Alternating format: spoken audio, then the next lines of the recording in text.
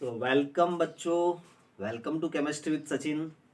And हमारी जो series 60 दिनों में 60 के पार का यह जो पार्ट है, ये पार्ट हमारा 6 पार्ट चल रहा है, यानी कि 5 पार्ट में हमने अच्छे से डिस्कस कर लिया। मैं आपको एक समरी बता देता हूँ कि फर्स्ट पार्ट में हमने पेपर पैटर्न को डिस्कस किया था। सेकेंड में हमने 3 चैप्टर्स फिजिकल केमिस्ट्री के लिए थे, सॉल्यूशन, इलेक्ट्रोकेमिस्ट्री और केमिकल काइनेटिक्स। क्लियर? उनको आप देख लीजिएगा अच्छे से। सेकंड में हम आए, थर्ड में आए थे, तो वहां पर हमने DNA block, chemistry, alcohol halo alkane और हेलो एरिन और alcohol phenol ether. And fifth part में हमने लिया था aldehyde, ketone, carboxylic acid and amine.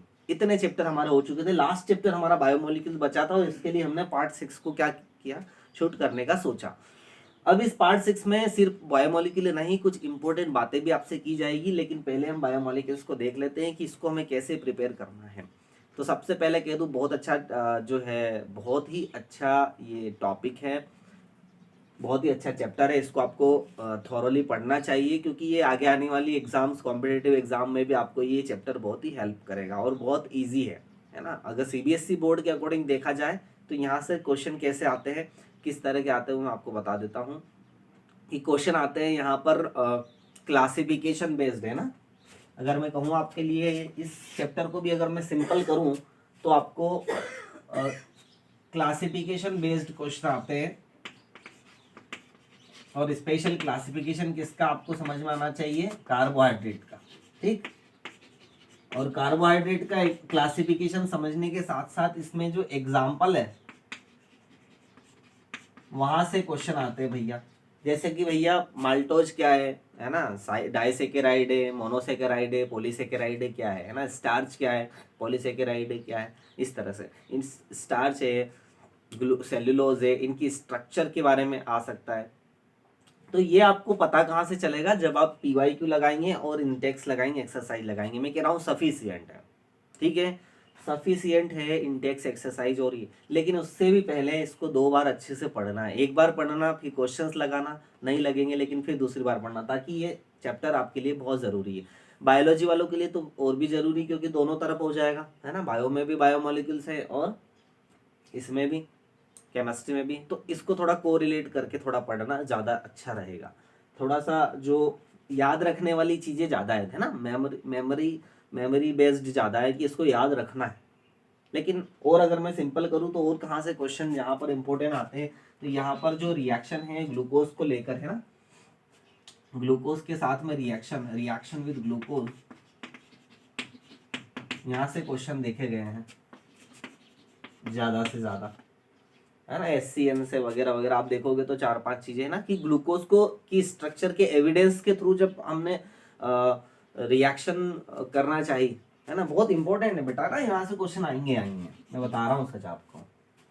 क्योंकि ग्लूकोज की स्ट्रक्चर का आज भी एविडेंस नहीं है कि हाँ सही है या नहीं है ना, साइक्लिक है ना, हॉवर्थ है या किस तरह की है, पता नहीं। तो 2 अलग अलग तरीके दे रखे। लेकिन हाँ, इसकी जो आपको डायरेक्ट अगर आपको बात करनी है तो ग्लूकोज की रिएक्शंस, है ना, ग्लूकोज की स्ट्रक्चर को प्रूव करने का जो एविडेंस है उसमें 4-5 रिएक्शन है, वहां से आप इसको तैयार कीजिएगा, है ना। ऑक्सीडेशन वहां पर भी काम आएगा ग्लूकोज का ऑक्सीडेशन हो रहा है वहां पर भी, है ना। ग्लूकोज में क्या है ना, क्या है ग्लूकोज में, एल्डिहाइड, है ना। चलिए, तो उसका ऑक्सीडेशन होकर क्या बनना है वहां पर, थोड़ा इजीली, थोड़ा सा ऑर्गेनिक यहाँ पर लग जाएगी, इसका ध्यान रखना। ये हुआ, जबकि ये ग्लूकोज है वगैरह वगैरह। और आप क्या कर सकते हैं, हाइड्रोलिसिस याद कर सकते हैं, हाइड्रोलिसिस ऑफ, यहाँ भी रिएक्शन की मैं बात करूं तो जैसे कि हमारा माल्टोज है, लैक्टोज है, सुक्रोज है, ठीक। तो इनके हाइड्रोलिसिस पर क्या प्रोडक्ट बनता है ना, प्रोडक्ट ऑफ हाइड्रोलिसिस क्या है, किनका किनका, माल्टोज का, सुक्रोज का और लैक्टोज का। तो ये आप इंपॉर्टेंट थोड़ा सा पढ़ सकते हैं। चलिए, अब हम बात करते हैं, यहाँ पर कार्बोहाइड्रेट हो गया, प्रोटीन की बात करते हैं, है ना। तो प्रोटीन में आपको एमिनो एसिड थोड़ा सा समझना है, और एमिनो एसिड में इसेंशियल और नॉन इसेंशियल एमिनो एसिड्स थोड़ा सा थोड़ा सा नहीं, मतलब इसके एग्जाम्पल के कौन से इसेंशियल है और कौन से नॉन इसेंशियल, क्योंकि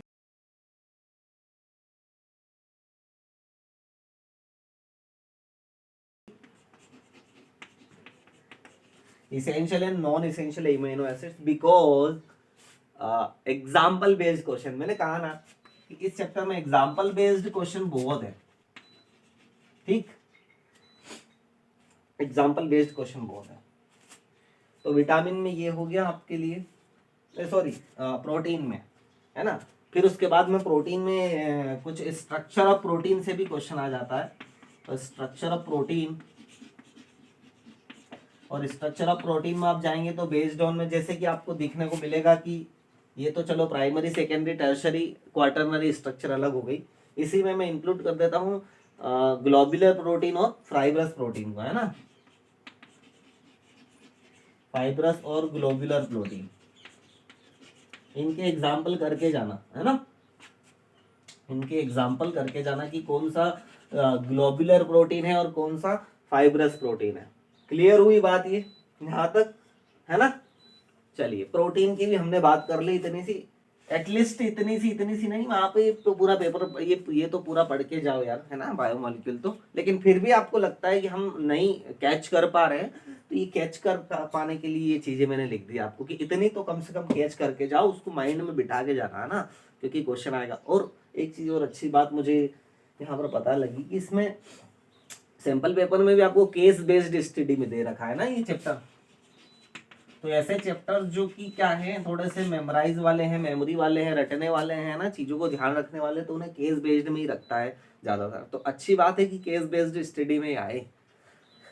केस बेस्ड इन्हें पैसेज वाइज जो आ रहे हैं, केस बेस्ड में हमें 2 क्वेश्चन है 4-4 नंबर के, 4-4 नंबर के सेक्शन डी में, है ना।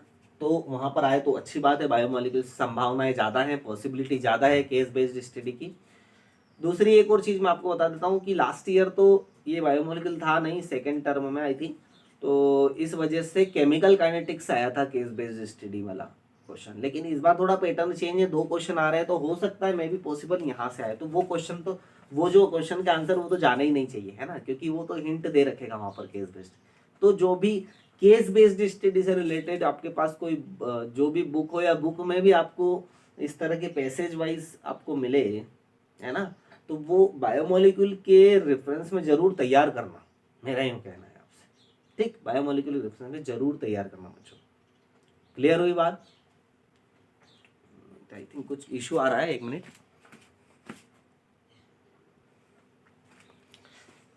हाँ आई थिंक अब ओके है। चलिए, तो हमने यहाँ तक किया कि आप कार्बोहाइड्रेट और प्रोटीन तक हम आ गए कि इतने जरूर करना है आपको, ये बाद में आप स्क्रीनशॉट ले लेना, है ना। इतनी केस बेस्ड हिस्ट्री की बात कर रहे थे, तो वो एक जो भी बुक से आप करना चाहें देख ले सैम्पल पेपर्स में, तो ज़्यादा अच्छा रहेगा, आपको एक हैबिट हो जाएगी, है ना, आप में कॉन्फिडेंस आ जाएगा कि किस क्वेश्चन को कैसे करना है। फिर अभी बातें करते हैं और कुछ इंपॉर्टेंट बातें एग्जाम से रिलेटेड। तीसरा जो है विटामिन आ जाता है। विटामिन अच्छी बात है, आप पढ़ते ही आ रहे हैं, फिजिकल एजुकेशन में भी पढ़ते हैं, तो अच्छी बात है विटामिन को समझना। विटामिन क्या है, उसका सोर्स क्या है ना, विटामिन का नाम, उसका सोर्स क्या है, और वो किस डिफिशियंसी ऑफ डिसीज पर काम करता है। ये 3 चीज़ें तो एक जनरल, हमें जनरल नॉलेज के तौर पर भी होनी चाहिए। तो विटामिन में आप क्या तैयार कीजिएगा, विटामिन, सपोज विटामिन ए है, इसका सोर्स क्या है, और सोर्सेस के बाद में ये फंक्शन क्या करता है, और चौथी बात है कि इस डिफिशियंसी ऑफ, इसकी डिफिशियंसी से कौन सी डिसीज हो जाती है, और फिर इसके सोर्स लेके हम इसको किस तरह से क्योर कर सकते हैं, है ना। तो यहाँ पर आप थोड़ा सा नॉलेजेबल बन जाइए, विटामिन ऐसे पढ़िए। हार्मोन वाला टॉपिक भी है, तो वो आप देख लीजिएगा, छोटा सा है, नो प्रॉब्लम उसको। न्यूक्लिक एसिड की बात करते हैं, तो न्यूक्लिक एसिड में हम स्पेशली डीएनए एंड आरएनए की बात करते हैं। बायोलॉजी वाले खुश हो गए होंगे, हाँ हाँ बढ़िया है, डीएनए आरएनए आता है, लेकिन आप भी लटक जाएंगे अगर इनको थोड़ा सा समझ के नहीं पढ़ेंगे ना। डीएनए आरएनए में न्यूक्लियोटाइड, न्यूक्लियोसाइड्स, है ना, बेस की हम बात करते हैं, adenine, guanine, thymine, cytosine, uracil, इस तरह से थोड़ा सा दिमाग में, और इनकी स्ट्रक्चर को भी थोड़ा दिमाग में रखते हैं, है ना, उस तरह से इनको याद करना है, किसका कौन सा है ना, किसमें प्यूरिन, पिरिडिन, प्यूरिन कौन से, प्यूरिन बेस कौन है, पिरिमिडिन कौन है ना। तो डीएनए में कौन है, आरएनए में कौन है, आरएनए में कौन सा बेस नहीं होता है ना, जबकि डीएनए में कौन सा होता है, तो कौन सा ऐसा एक्सचेंज है। तो इस तरह से इसको याद कीजिए, इस पूरे चैप्टर को, बायोमोलिक्यूल्स को बनाइए, है ना। तो यहीं तक मैं बायोमोलिक्यूल्स की बात करूंगा, बाकी तो हम आगे आप सैम्पल पेपर आप सॉल्व करेंगे तो आपको समझ आ जाएगा। इसके बाद में कुछ इंपॉर्टेंट टिप्स मैं आपको देने वाला हूँ, जब तक इसका स्क्रीनशॉट ले लो आप, है ना।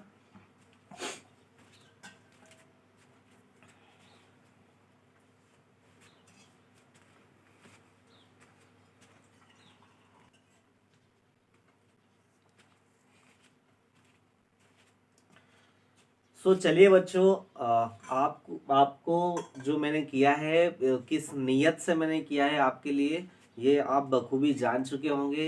ये 6 पार्ट जो है ना, CBSE 2023 की एग्ज़ाम, जिसमें हम केमिस्ट्री पेपर को बहुत स्ट्रॉन्ग बना रहे हैं, उसके लिए एटलीस्ट कितना करना चाहिए कॉन्फिडेंस बढ़ाने के लिए, और कहाँ कहाँ से किस किस टॉपिक से क्वेश्चन आता है, वो टॉपिक्स की इम्पोर्टेंट डिस्कशन के बाद मैं आपको और भी कुछ थोड़ा इम्पोर्टेंट टिप्स यहाँ पर देना चाहता हूँ। पार्ट 6 में बायोमोलिक्यूल के बाद थोड़ा सा एक कुछ इम्पोर्टेंट टिप्स जो है मेरी, वो इसको थोड़ा सा समझिएगा, ठीक है, और भी हम इसको कैसे तैयार कर सकते हैं, ठीक। तो आपके लिए एक आता है संडे। अब संडे में आप एटलीस्ट एक सैंपल पेपर जो है वो लगाइए आप, ठीक। सैंपल पेपर आप एक लगाइए संडे को, है ना। उसी संडे को चेक भी कर लीजिए, लगाने के बाद सुबह लगाइए, फिर उसको चेक कर लीजिए। एक संडे की बात बोल रहा हूँ मैं, 1 संडे, पहले संडे में आपको ये करना है, चेक कर लीजिए, ठीक है, क्या गड़बड़ हुई, कितने क्वेश्चन आए, कितने नहीं आए, क्या आता है नहीं आता है। उसको अब दूसरे संडे क्या कर लीजिए, आप उसको अच्छे से कॉपी बनाइए उसकी, है ना। सेकेंड संडे को कॉपी बनाइए, उस सैंपल पेपर को अच्छे से लिखिए अपने अंदर, और उसको थोड़ा मेमोराइज करने की कोशिश कीजिए। कंसेप्ट को देखिए कि क्वेश्चन में किस तरह के कंसेप्ट लगे हुए हैं। अगर मैं 60 दिनों की बात करता हूँ तो एटलीस्ट हमारे पास 8 संडे आ जाते हैं, है ना। अगर देखा जाए तो कितने टोटल संडे हो जाएंगे, टोटल संडे 8 हो जाएंगे। और इस तरह से हम यदि चाहें तो 4 सैंपल पेपर यहाँ पर क्या कर सकते हैं, इजीली आराम से कर सकते हैं, अगर हम अभी से स्टार्ट करें तो 4 पेपर आपके अच्छे से कॉन्फिडेंस को बना देगा। और यदि आपके पास टाइम है तो असेसमेंट पेपर वगैरह बहुत सारे होते हैं, लेकिन मैं एक नॉर्मल बच्चे की जो इफिशियंसी है उसके अकॉर्डिंग में चलता हूँ। यहाँ पर सभी बच्चों का ध्यान रखना पड़ता है मुझे, है ना। तो हर बच्चे के अकॉर्डिंग ये इतना सिंपल रहेगा कि भाई हम एक संडे को एक सैंपल पेपर ले, चेक करें उसको, उसमें क्या गड़बड़ है क्या नहीं है, उसको अगले संडे क्या करें, उसको राइट लिखें, उसको समझें,